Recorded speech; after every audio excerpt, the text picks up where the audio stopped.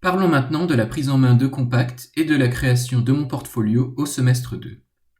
L'objectif du portfolio est de réaliser l'auto-évaluation des compétences acquises dans le cadre du BUT informatique, notamment grâce aux SAE, qui sont les situations d'apprentissage, mais aussi à d'autres projets réalisés durant les semestres et qui permettent d'acquérir ou de consolider de nouveaux apprentissages. Étant donné que le portfolio est évalué tout comme les autres essais, et qu'il s'agit d'un projet à part entière, je vais vous décrire ici le travail que j'ai fourni pour réaliser mon portfolio. J'ai d'abord rédigé mon auto-évaluation des 6 SAE du premier semestre, puis celle des SAE suivantes au fur et à mesure qu'elles étaient terminées. Dans le même temps, j'ai réalisé les podcasts audio correspondants. Pour aller plus en détail, il m'a tout d'abord fallu comprendre le fonctionnement de l'outil Compact afin de savoir comment créer des portfolios. J'ai ensuite créé ma page de présentation et ma collection Mes compétences, contenant 6 pages, soit une page par compétence. Puis j'ai complété ma page de présentation d'après les consignes fournies, avec mes passions, mes qualités en lien avec mon projet professionnel, etc.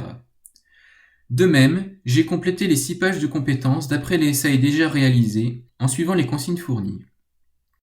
Pour chaque SAE, il était nécessaire de présenter sa description, ainsi que l'organisation du travail, les étapes du projet, les difficultés, les axes d'amélioration, ainsi que des ressources multimédia, à savoir des PDF ou encore des vidéos, prouvant l'acquisition de la compétence.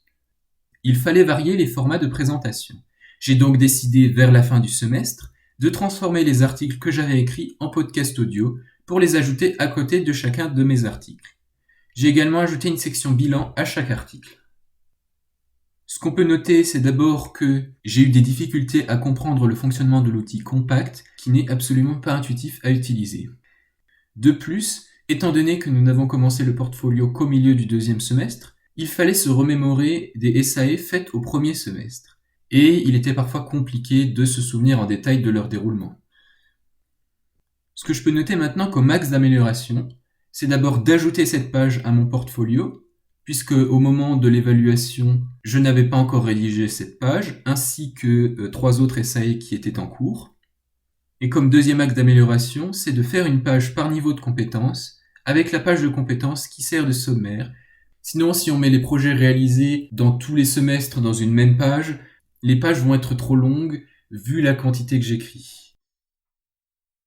Pour conclure, la réalisation de mon portfolio m'a permis d'avoir une vue globale des compétences que j'ai acquises au cours de ma première année de BUT informatique.